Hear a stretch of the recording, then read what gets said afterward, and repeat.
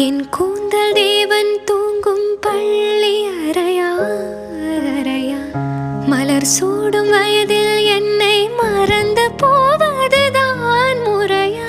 நினைக்காத நேரம் இல்லை காதல் ரதியே உன் பேரை சொன்னால் போதும் நின்று வழிவிடும் காதல் நதியே.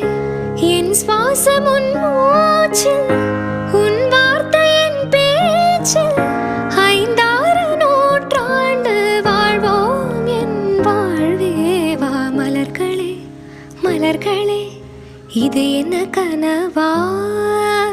மலைகளே மலைகளே இது என்ன நினைவா?